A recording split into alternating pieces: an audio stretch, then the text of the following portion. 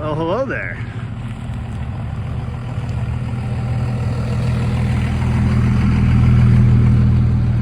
I'm getting excited. Hi, I'm Jamie. This is Dead Dodge Garage, and this is a 1977 Dodge Ramcharger. And not just any 1977 Dodge Ramcharger either. An original factory black California truck equipped with a 440.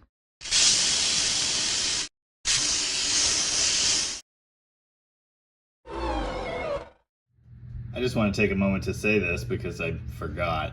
This is not my truck. This is Gary Hergert's latest quality acquisition. He gets all the best toys. This is a Macho model. They got fancy tape stripes, like that one. The typical Macho that you see is the Power Wagon with a stripe here and a roll bar. Yep, it's a California truck, all right. Ugh. It gets even better though, because this is an SE model too. Admire all the wood trim. Fancy wood grain gauge surround. The wood trim actually goes all the way back. Incredible. These fancy cloth seats are the same ones that were used in Dodge motorhomes around this time. Because I live in Washington, I've never even seen this part of a 70s Dodge truck floor before. A feature of the 77 Ramcharger, removable roof. Although it doesn't have the full pillarless doors of the earlier trucks, it still comes off, so it's a convertible. Spare tire carrier, more cool decals, and admire the patina.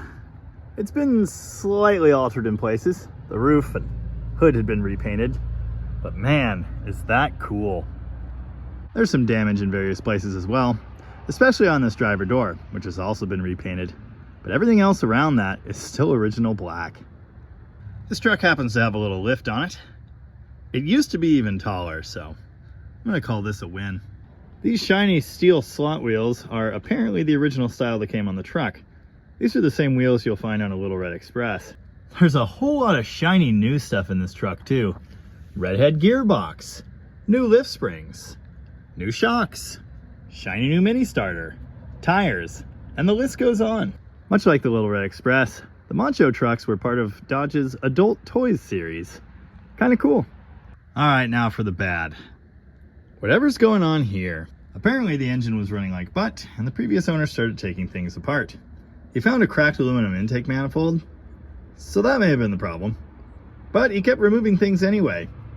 He also started spending money on fancy new stuff. Poorly wired MSD ignition system? Check. Factory orange box setup? Also check. A little bit of horrible carbon in there, but for the most part, this thing looks pretty clean. Shiny new chrome valve covers? Probably a mistake. Did you know that there are several different versions of the brake booster for these trucks? It all depended on which engine they were equipped with. A 440 truck like this one would have the smallest diameter booster to make room for the valve cover. Did I mention this thing also has like a whole bunch of cool options? Cruise control, air conditioning, just to name a couple. It's basically impossible that this truck is going to run again today. I have like an hour to start piecing it together, so we'll see how far we can get. But sooner or later, we'll be doing cool stuff in this truck. Personally, I can't wait. Yeah, there's actually a whole bunch of stuff missing from this original numbers matching 440. Before I get too excited about any of that, I'm going to see if it's even possible to install these shiny new headers without removing the engine from the cradle. Tri-Y big block header. Neat. Yeah, headers don't fit, like at all. Not even a little bit. At least not without taking crap apart, which I don't want to do. Parts are starting to appear as if by magic. Valley pan. Cool. Brand new Mopar intake. It's great to have like notes and bolts bagged and tagged, but I don't understand what's going on here at all. Anyone else got a headache yet? I do, and this operation's barely even started. That ain't good. You know, I'm just straight up not having a good time right now.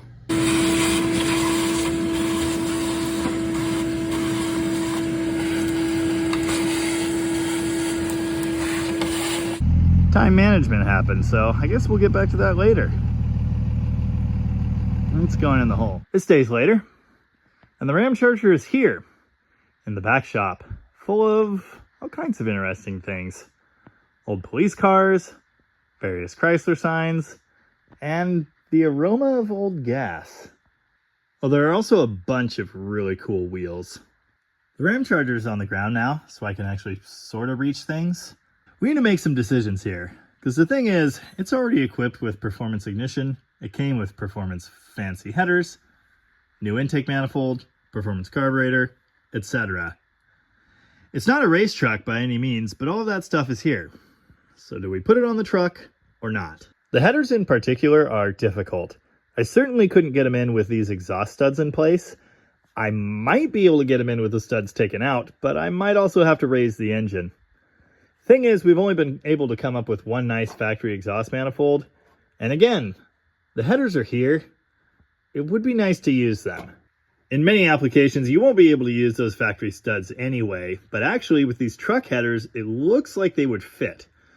One problem with switching to exhaust bolts on these is many of these holes will be wet, meaning coolant will be trying to seep out around the threads at all times.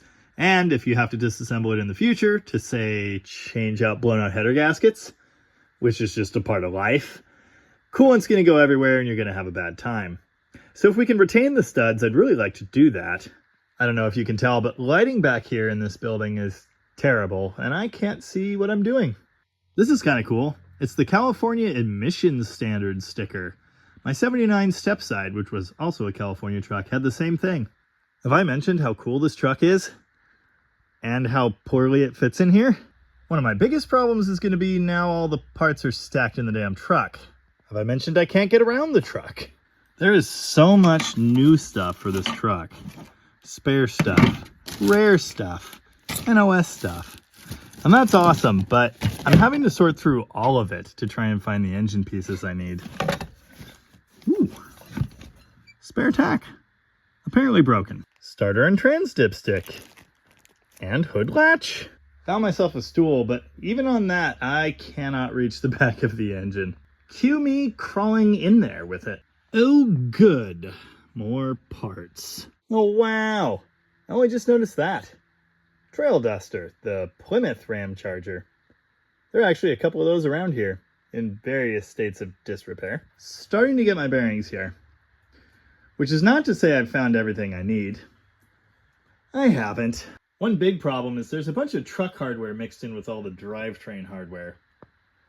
And there's extras of like everything. I have no idea what most of these notes mean. And there's just so much stuff. Where are you? Another alternator. Aha! There's most of the rest of what I'm missing. Word to the wise here. Do not use these aftermarket chrome thermostat housings. They are garbage. Holes corrode through them. They never, ever seal. They're just bad. In fact, I'm going to pull this gasket out real fast, maybe the bolts, and then do us all a favor. Bye-bye. Now I'd say we're at least kind of close. Wish I had a table back here. That'd be great. Whatever we decide to do with the exhaust, we need an intake. I've got the valley all cleaned out, so I guess it's time to put one on. But first, I walk like several hundred feet back to the other shop for some sealant. A ritual I'll probably repeat many times over the course of this project. Can't wait. At least the sun's out. And it's shining on all of us. I'm so confused. This intake set claims to fit short deck and tall deck engines. Are there two pans in here? No, there's just one. If you're not hip to it, the difference between a 361, 383, 400 short deck engine and a 413, 426 wedge, and Hemi for that matter, and 440 tall deck RB engine is the heads are further out that way. The deck on the block is taller, and so the space where the intake lives is not the same. There are two of these trays, one for a short deck engine and one for a tall deck engine. And Felpro definitely knows that, so I don't know why their box says this fits both. Now this is really interesting. This set has an exhaust crossover block off, but it also comes with two sets of the paper gaskets. The instructions indicate you're supposed to put one on top of the tray and one under. Probably not going to do that. The method I use involves this. Right Stuff silicone. I surround the perimeter of the ports and the perimeter of the tray with this black silicone. You can also use the gray, high pressure stuff. And then I install the tray. And then I bolt the intake on. And I'm done. That does leave these to use for fire starter or something. In a couple cases, I have seen a bad fitment here where the head surface is slightly off. And the paper gasket can be used to fill in the resulting gap.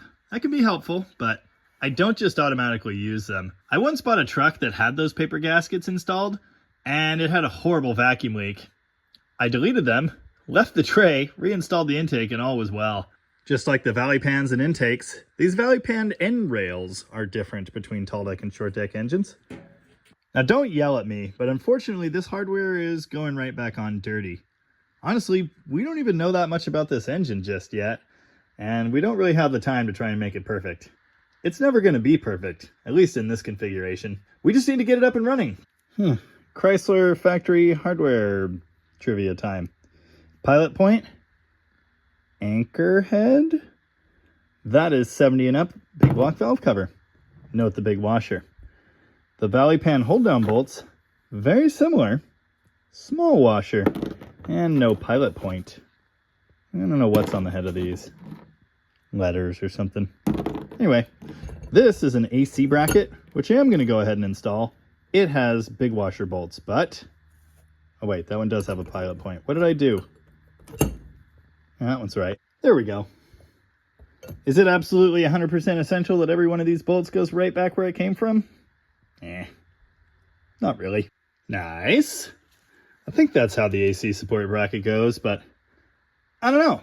I didn't take this puzzle apart. Those bolts are just snugged down.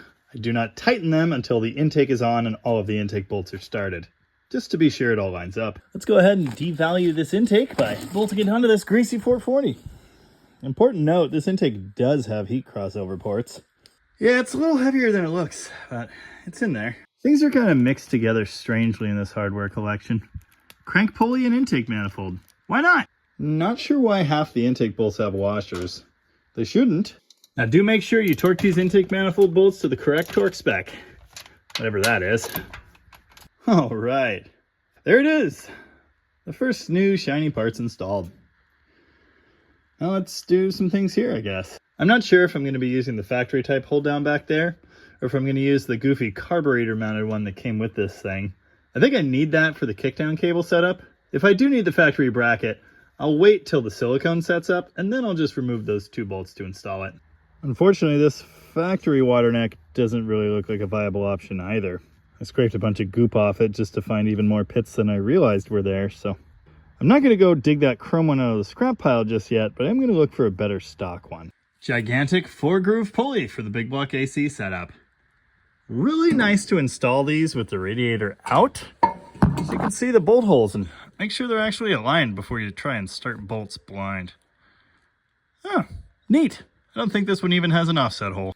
Nice. Sure do love scraping old gaskets. Getting places. This was labeled power steering ? Which I really like, but that's the AC lower alternator bracket. It's supposed to brace off of one of these. How to install truck headers. Step 1. Sometime today.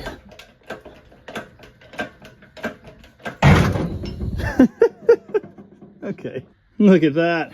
It fit. Don't mind the valve cover in the heater box. I pulled the valve cover on this side. That helped a little. Nice. I thought this would work with the studs. I much prefer to keep the studs. And now to somehow get a header through that mess. You know, I'm fairly sure there's a Konami Code-esque series of movements and maneuvers that would get this header in place, but as you could probably tell by the scratches, I don't yet know what that is. I think if I pull the engine mount bracket, it might go in there. Of course, once there's a header in there, I don't know how I'll reinstall the bracket, but I guess we'll blow up that bridge when we get to it. Yes? Oh, come on. This is not easy. Woo! And it's dark. Totally dark. At 5:30. Nice. Hello there. What are you doing? All right, see you later. No, nothing weird or creepy about this at all. Yeah, this is great. I love it. It's awesome. Especially when the socket I need is over there. Fuel pump, alternator bracket. Headers are still loose, but the engine mounts are attached again. The valve covers are even tight. Look at that. Well, it's about that time. Pretty good progress for a day, I guess. Some things are attached, and the parts pile is getting smaller. At least a little bit. Tomorrow, I guess we make 440 noises. It's a new day, and we're back here. What the hell was that? Anyway, the island of misfit toys. Wheelland. The dark, spooky corner they shoved me in. I learned at some point yesterday that we don't actually have a radiator anymore because it was sent off to be restored, and it's not done. So, even if I get this dang engine together today, we won't be driving it. Toyota Corolla, a 35-mile-a-gallon tool bench. Oh, this is great. The starter will almost fit through here. Well, I got the starter in there somehow, but I broke the main wire. Classic. Oh yes, and it's absolutely impossible to reach the top bolt. So, big blocks and mini starters. Ugh. The large lug is inside of a freeze plug. It does fit with the goofy plastic extension that they ship with taken off, but you can't start that wire with the starter installed because you can't get the nut over the stud. And there's no room to do like anything in here, so I guess I'll take it off again. Tom's hard at work, building a test track. The starter is in, wired, finally. So help me Jod if I have to take it back out. Wires. Oil filter. Horrible mess. Truck dipsticks connect to the oil pan. And that means if you don't have the dipstick tube in place, all the oil comes out the bottom when you start to fill it. So don't do that. Here we are back at our factory 440 equipped crew cab. And you can see where the dipstick is supposed to go. It'll probably never fit there, but we'll give it a try. Well, don't ask me to explain this, but it went in. It's just hitting the header everywhere. And it just kind of hangs out here. Lovely. 5 quarts of oil in it now, which so far seems to be staying where it's supposed to. These truck pans usually take 6 or 6.5 quarts, so it's definitely low, but it's a good start. Well, I'm kind of at an important stopping point here. I don't really want to put anything else on until I know stuff works. So, I've got a battery. I'm going to turn the engine over with no plugs in it to make sure that does the stuff and doesn't make horrible knocking noises. And any debris in the chambers will be blown out through the spark plug holes. Then I'm going to install the plugs and crank it again. And hopefully at that time it sounds even, which will tell us there's nothing major wrong with this thing mechanically. Then I'll be a lot more excited about bolting on a new carburetor and the fancy ignition components and putting an air conditioning pump right in the way of everything. Oh, wow. Sign of life, singular. Look at all these fancy gauges. Now, I could jump the starter relay with a screwdriver out there in the engine compartment, but I want to use the key so I can watch the oil gauge and see if anything happens there. Let's find out.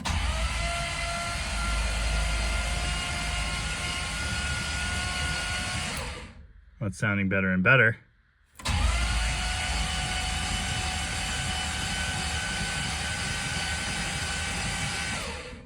No movement from the gauge, but they're not exactly fast either. And the gauges could all be dead. That would be funny. Okay, I feel pretty good about that. I've never seen one of these factory tacks before this truck. That is a super cool piece. It only goes to 5,000 RPM though. Well, there's no extra oil on the ground, so that's a good sign. There is some oil over here by cylinder number 4. Pay attention to that, that might be important. Oh yeah, my stool is slowly deflating. Plugs are in and tight. And since I'm already like in the position, I guess we'll do this the old-fashioned way. Keep an ear out and listen for weak cylinders.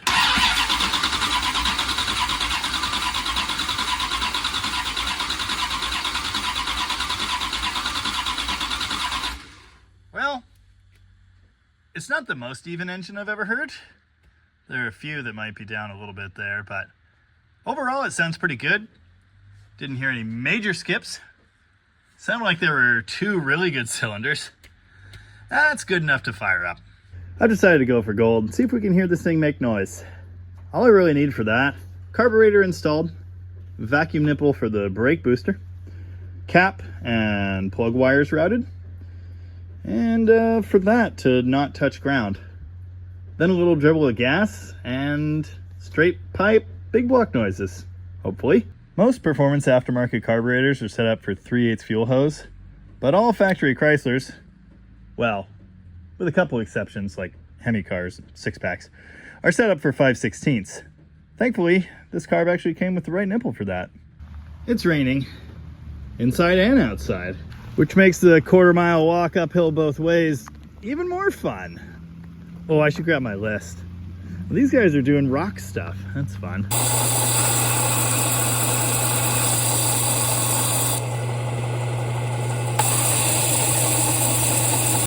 Well, still better than that chrome piece of junk. Donut. Don't mind me, just clearing out the shop. Hey, is this in my job description?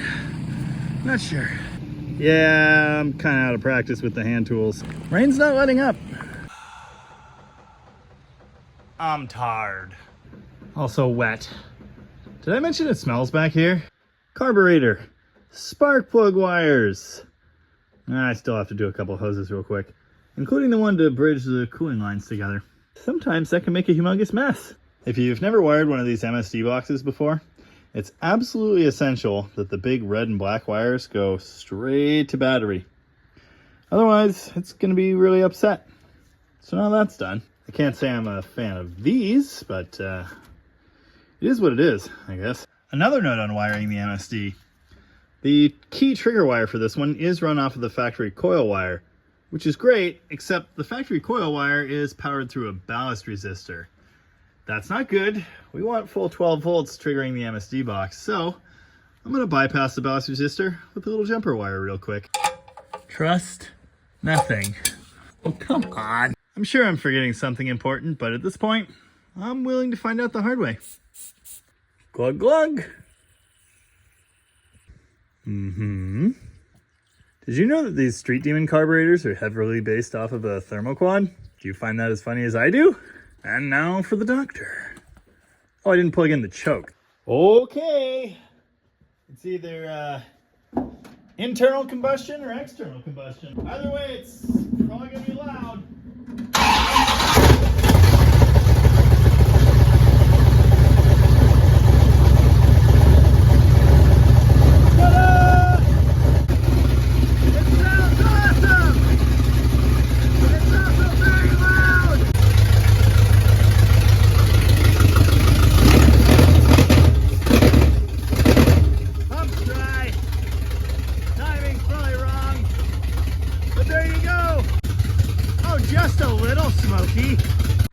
Oh, so much oil pressure. Nice. I guess it's time for a break. It ran! Outstanding. And no extra fluids on the ground. Yet. Man, this is awesome. I think it was all worth it. It needs exhaust really bad. Among other things. Like all of this stuff. What a horrible mess I've made. Which I now get to clean up. Much more enjoyable from out here. What a great success. Oh yes, and of course it's dark and spooky again. Why wouldn't it be? Oh, I gave it like 10 minutes and it's still hanging around. Well, I'm gonna go ahead and clean up this horrible mess I made so the Autopop charger can come back in here for the weekend.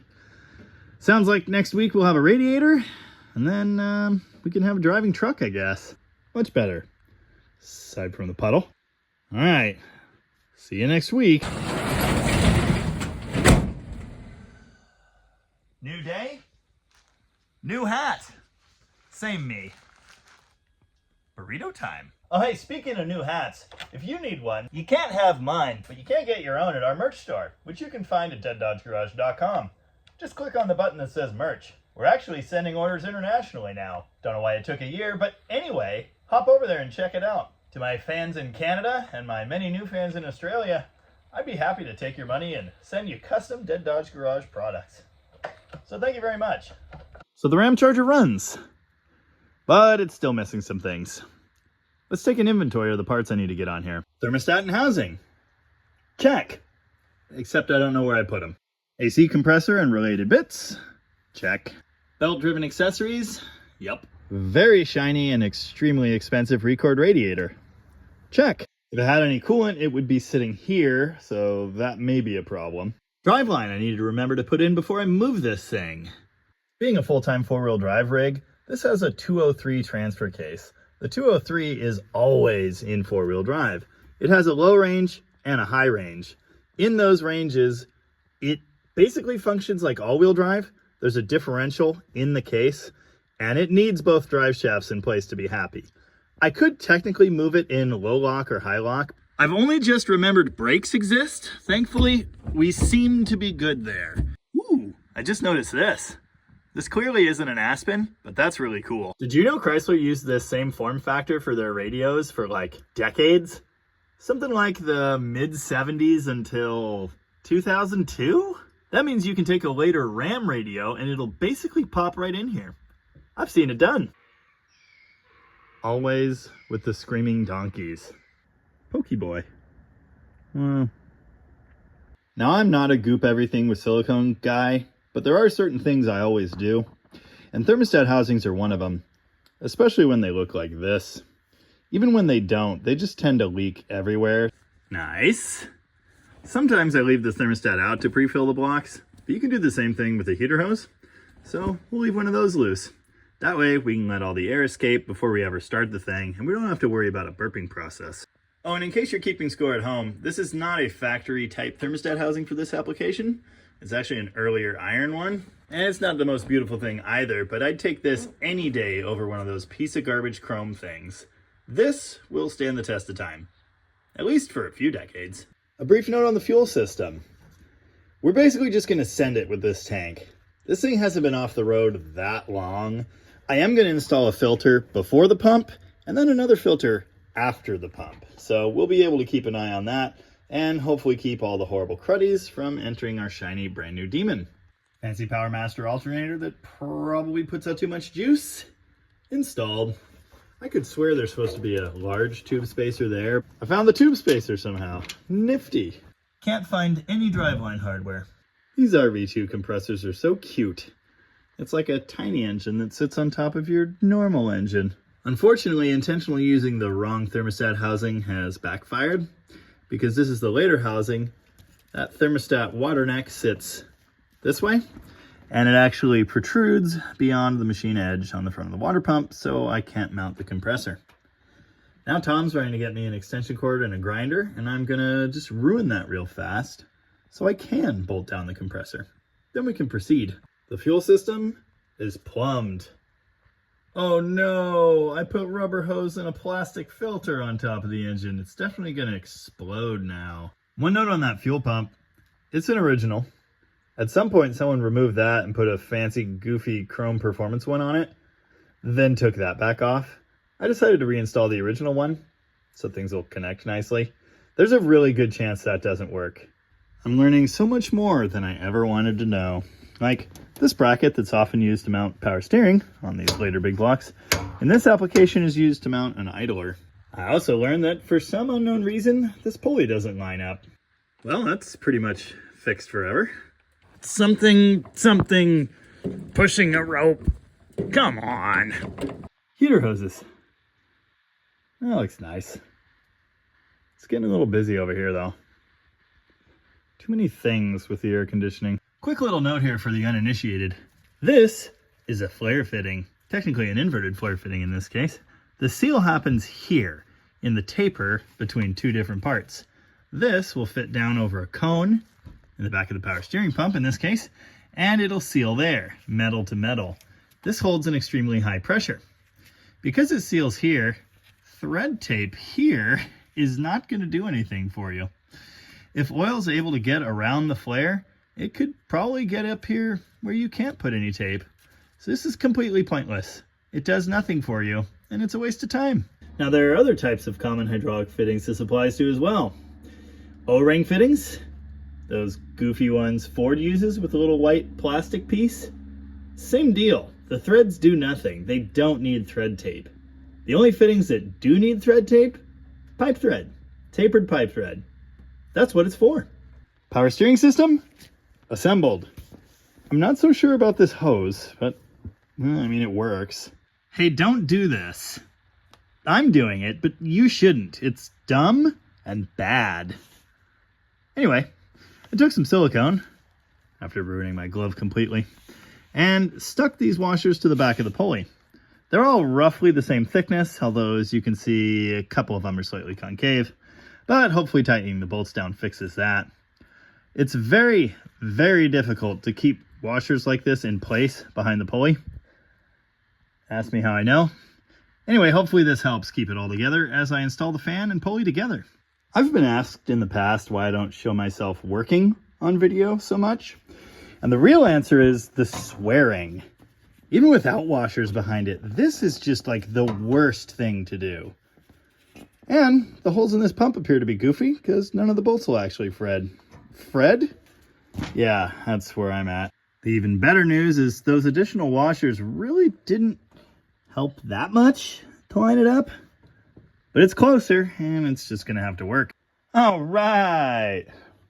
I even figured out where the 2 belts go. Now, there are supposed to be 4 belts, but that's kind of a long story. I guess it's not that long. This pulley is supposed to be farther back, possibly different altogether. And this pump, I believe, is supposed to run on a small belt that comes from the water pump only. Then this idler, or tensioner, I guess you could call it, since it's on a bracket that moves, is supposed to run another belt that runs the water pump.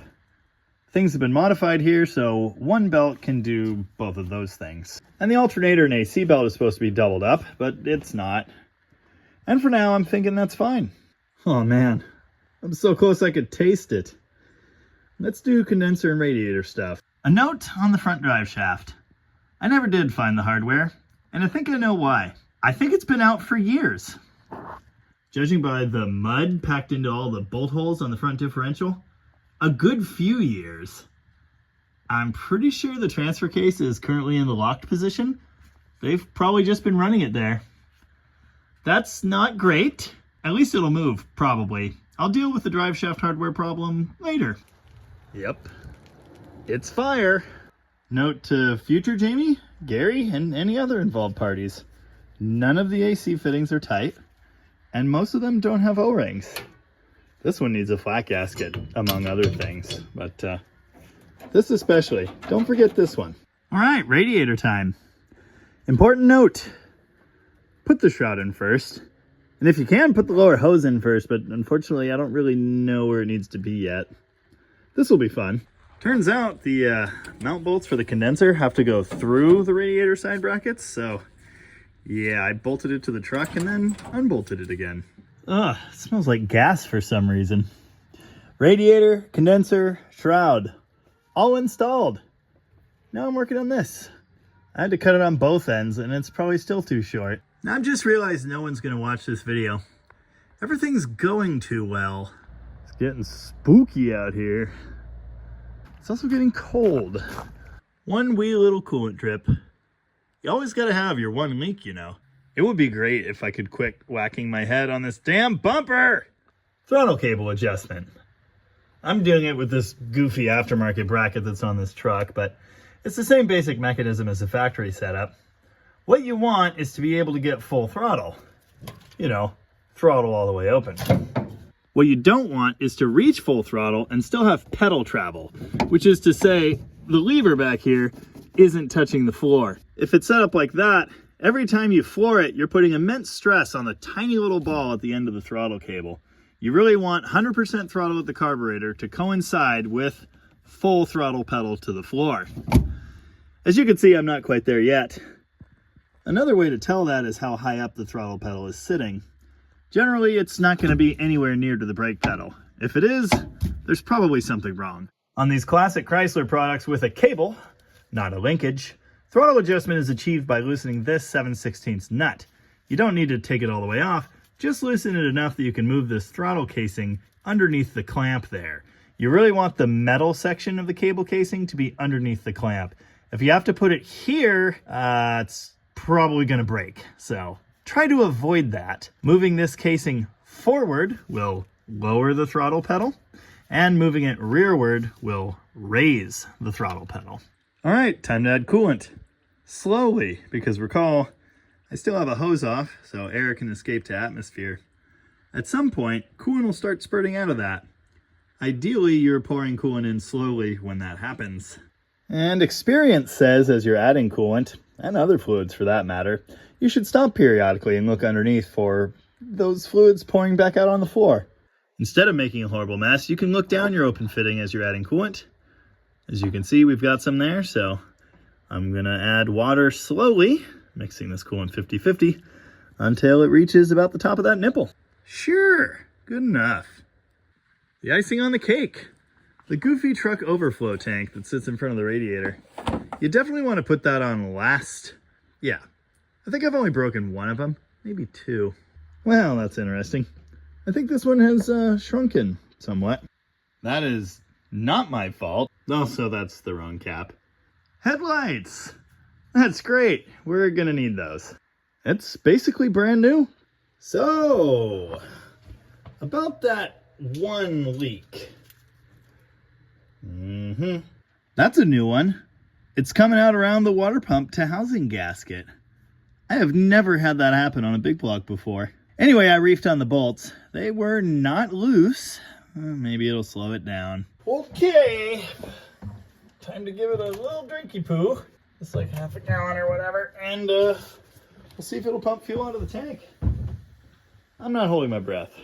Just for the record, it smells like gas really bad inside the truck. Probably not a great sign. Did you know this thing is still loud?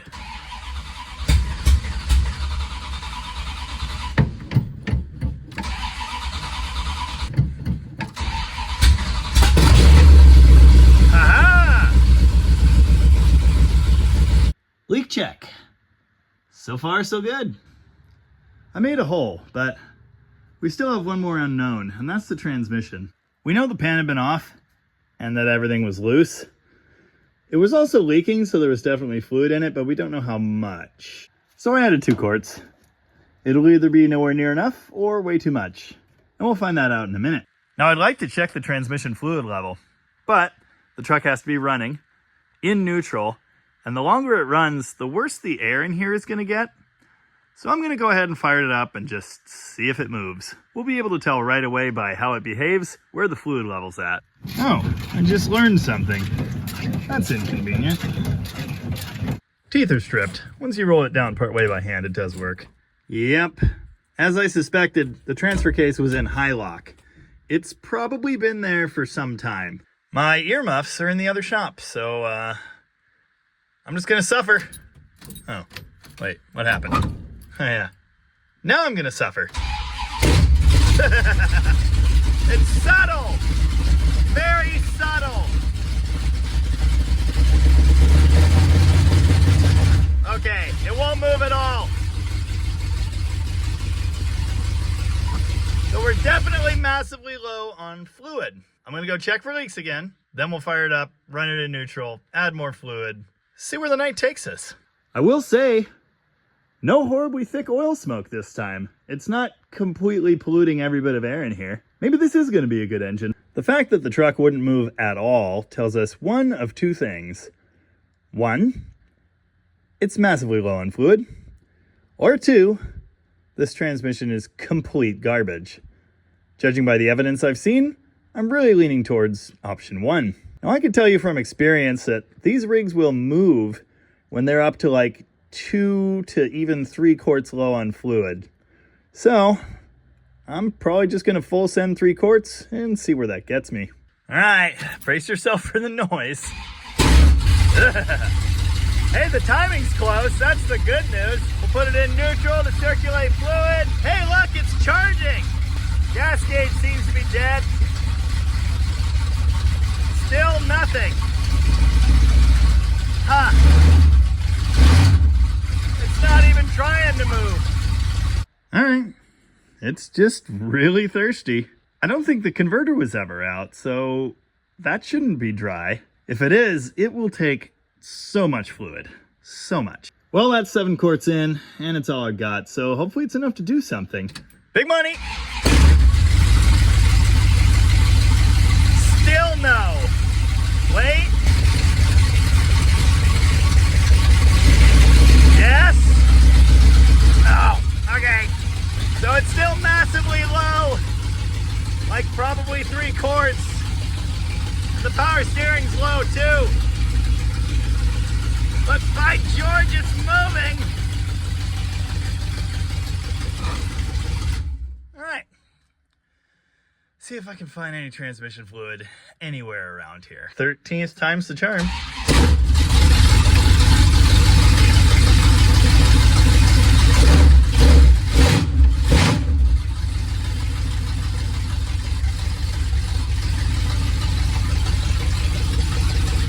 All right, that's close.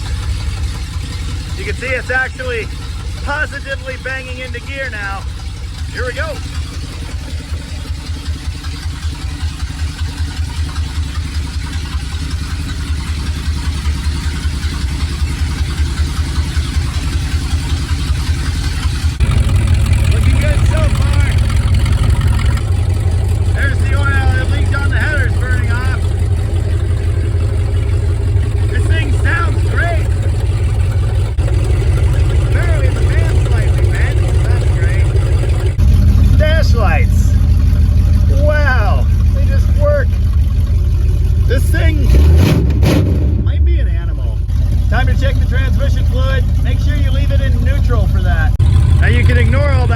On the tube from filling it. There's no fluid on the actual tip there, so it's definitely still low.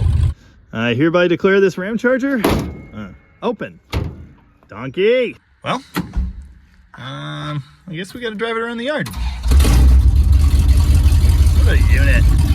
High beams. I still can't see anything, but that's nice. There's no front drive shaft. There's no exhaust, which is horrible. There's no battery hold down, so I'm going to go very slow. I have a long and storied history of ruining batteries that way. The amp gauge is doing all kinds of crazy things. I'll probably add a shunt wire due to the high output alternator on this thing. I probably won't bypass the amp meter unless it gets even more goofy. There's some kind of critter over there in the field. Bambi, come here! This is the slowest I have ever been around this yard, but I really don't want to break anything. This truck is awesome. This is going to be great. Can't wait to actually drive it.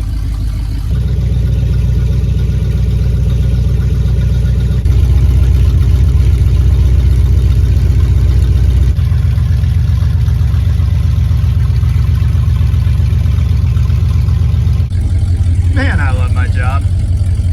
Oh, did I mention we have like the entire set of 77s here? Except for a club cab. Working reverse lights. Wow. One of the absolute greatest things about the short bed, half-ton Dodge pickups and the Ramchargers is the short wheelbase. They can turn around anywhere. My phone died. Anyway. We'll get back to the Ramcharger tomorrow for a proper test drive. But first, the battery hold down. Wow. That's neat.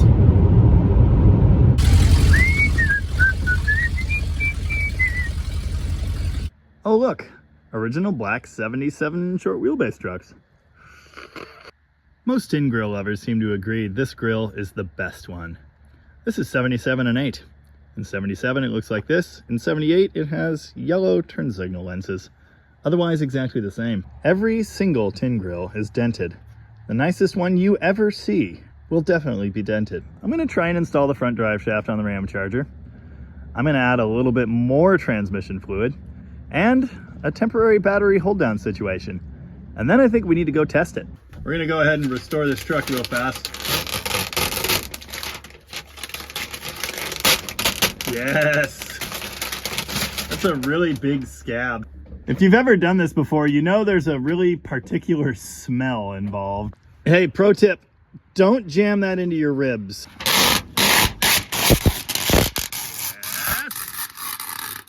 Yes. Yes. Oh yeah, one piece. Fixed. All right, still needs a bath. Uh-oh. Whose baby pooped in the radiator? It's just a little bit of poop. That's fine, I think. Battery hold down. You need one, especially in a truck. You don't need to ask how I know that. Just take my word for it. I've tested the theory several times. I was gonna say something about how locking hardware doesn't lock if it doesn't actually like have threads sticking through it. But now the lesson is a little different. Tighten your suspension hardware. Now don't go haphazardly shoving your bolt in a dirty hole. That should help. Couldn't find a thread tap in this size because of course I couldn't, so I'm cleaning out all the mud the hard way. Yeah, there's loose and then there's this. It's fine, it's only coming apart a little bit. Kind of a pain. Problem, that should be tight, probably. It's only a little terrifying. Just for the record, nothing going on in there is good. None of this should be touching. Not ideal. And now we're at the front end. I shouldn't be surprised by this. Okay, I think the axles will stay in the truck now. You know, I thought the loose axles might be causing the wobbly feeling I was noticing last night, but it could be the loose lug nuts on the front left. Trust nothing. It's official. Oh. Okay. Maximum trail safety achieved. Note to everyone, don't open the tailgate. Bad things happen. Well, this one's ready. Let's see if we can get this one going.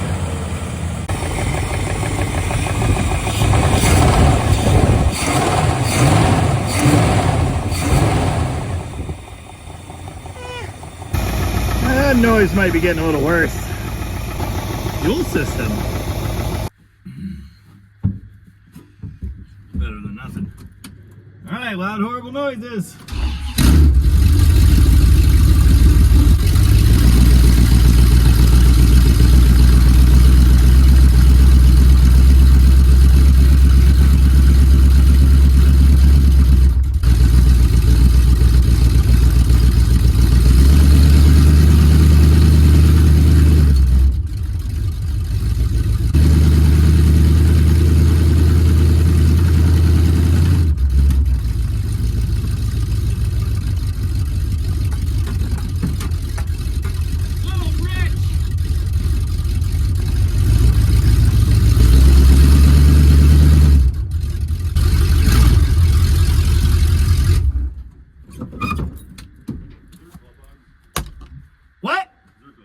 No. Restored. We got a wheeling team. We don't have brakes, but that's okay. I can't believe it, it started. I walked all the way over here with a jump box for nothing. So many Jeeps, so little time. Ooh, look, the darts are out. Nice. Just a little smoky.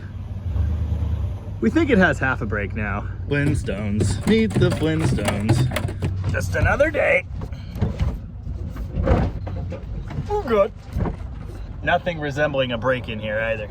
Lots of fresh air. It's kind of nice. Evan hasn't come back yet. Maybe his truck died. Oh no, I see smoke, so yeah. It's probably still running. It was the worst of times. It was times. Stay. Man, this row back here is getting better and better. All right. I guess it's time to test this unit in the field. Evan's doing some testing already. Bad noises. There are a lot of bad noises, actually.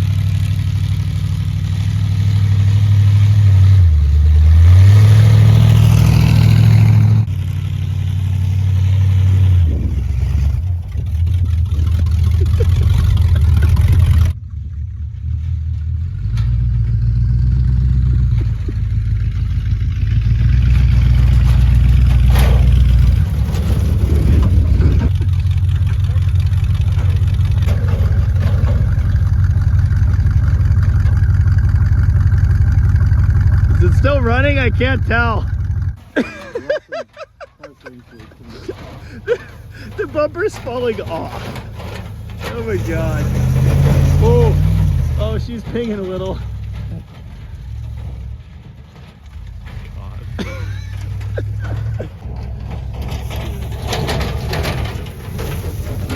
Yeah, there's a bunch of fluid underneath the water pump. Yeah, it's still leaking despite having tightened the bolts, so that's special. Midfield systems check. I think it's fine. Literally a steaming pile. It's awesome. It's loud in here.